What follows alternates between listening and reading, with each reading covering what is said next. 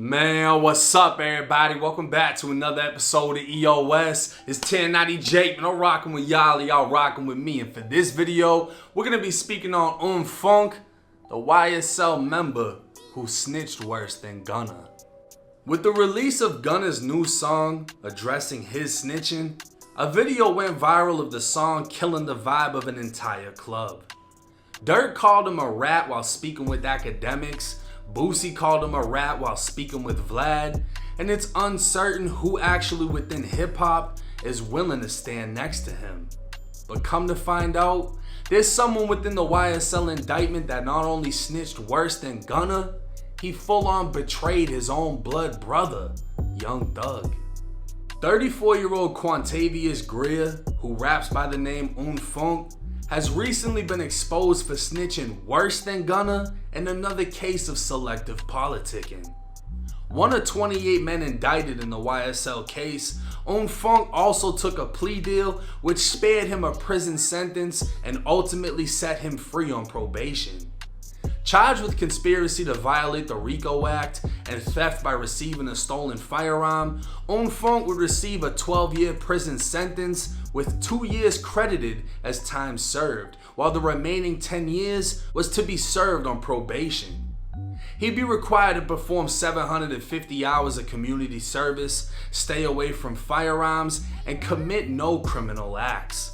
But in return, he'd admit to a long list of questions specifically designed to convict those higher up in the YSL food chain, such as his own brother, Young Thug. As part of the special conditions of his sentencing, Unfoonk agreed to testify that YSL is a gang. He'd admit to being a member of the Goodfellas gang and becoming associated with YSL in 2019. He'd admit that in 2 separate occasions he spoke with YSL members on securing protection for a YSL member in jail and getting revenge on another inmate for harming a YSL member in jail. He'd agree to testify discussing the use of a drone to fly cell phones into the jail and would acknowledge multiple gang identifiers of YSL to further confirm YSL is in fact a gang. He'd agree he has personal knowledge of members of YSL having committed criminal acts such as murder, robbery, etc., and understands that if he takes back anything he's admitted to testifying, his plea deal will be revoked.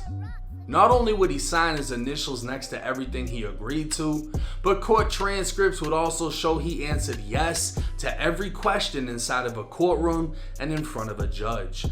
With Unfoonk pleading out in December of 2022, he'd only last 5 months before violating his probation. He was pulled over by Atlanta police for the window tint on his Mercedes when they located a Glock handgun inside of the vehicle. Going in front of a judge, he was spared nothing as he was sentenced to serve the remaining 9 years in state prison. But prison was Unfoonk's second home, as he'd already spent much of his life in there and would have spent the remainder of his life sentence in prison if it wasn't for Young Thug. Back in 2007, Unfoonk arranged the robbery of 2 men who had cashed a $1,500 check. Having the victims unknowingly driven to him, he approached the vehicle in all black demanding the money. They gave it up as he and the co-defendant went in their pockets, and when they told the victims to walk away, one of the men threw his jacket at Unfoonk, who opened fire, shooting the man in the stomach and ultimately killing him. Unfoonk and his co-defendant would be indicted by Fulton County in 2010 and months later sentenced to life in prison. In an interview with High Atlanta, Unfoonk would share the story of how back in 2017, he was sitting in a prison cell when he got a call from Young Thug on his cell phone. Now a superstar in the rap game, Thug would tell him his new lawyer was none other than Brian Steele, the most notorious hip-hop lawyer in Atlanta who's currently representing Thug in the YSL indictment. Unfoonk would later speak with the lawyer who promised his release within the next 2 years, and in a series of appeals and motions, Young Thug was able to finance and essentially buy back his brother's freedom. A selfless act that would end in betrayal, as Unfoonk, who only served 11 years of his life sentence, agreed to testify against the very gang Young Thug is alleged to have founded. Maybe it's the fact that Gunna's a successful rapper that makes him the most hated within the YSL indictment. But in all reality, there's many more that have done worse against YSL and specifically against Thug, who have yet to be publicly shamed. Unfoonk is now on his way back to prison, only to be reunited with his co-defendant who was never released and is still serving a life sentence for a murder he didn't commit because he didn't have a rich brother to pay for the lawyer.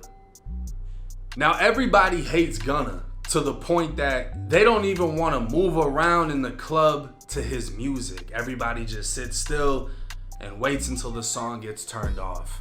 I don't know anybody that wants to collab with Gunna. Some of the biggest names in hip hop are speaking against him, but nobody is going against anybody else that cooperated in the case.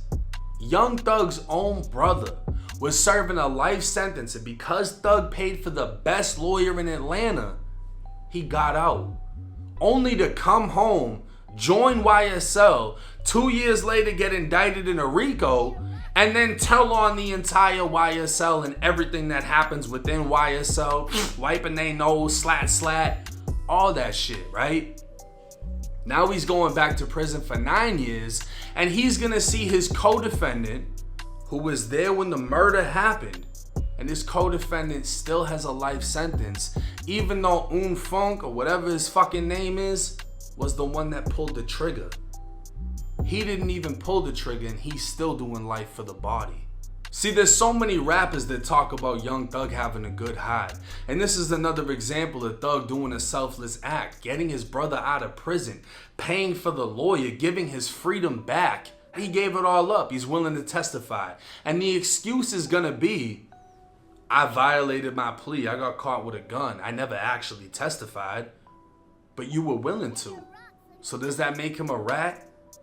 Because Gunna hasn't testified either, but he admitted to all the same shit. And furthermore, Unfoonk wouldn't have even had the opportunity to do any of this if Young Thug didn't buy his freedom, getting him out of prison, essentially giving him another chance at life. And even after, willing to testify, signs off on everything, yes ma'am's the judge to death, he only lasts 5 fucking months because he gets caught in a Mercedes tinted out with a Glock. It's almost like he didn't want to be free. He's been locked up since he was like 18, did 11 years, got out for 2 years, went right back. Now he's gone for another 9, probably be what, 40 something when he gets out. Probably won't even get out. Probably do some dumb shit just to stay in there. He seems to be more comfortable in there than out here. But it just goes to show you, it's selective politicking. Everybody wants to hate Gunna, but isn't given the same energy to everybody else involved in the case. And maybe it's because of Gunna's success. Maybe it's because Gunna is attempting to revamp his career after getting out. But what is anyone else doing that's anything different? They just weren't on shit to begin with. Gunna's successful. Maybe that's the difference that's causing all the hate. But y'all let me know y'all thoughts and comments in the comment section. It's 1090 Jake. I'm rocking with y'all rocking with me. Until next time.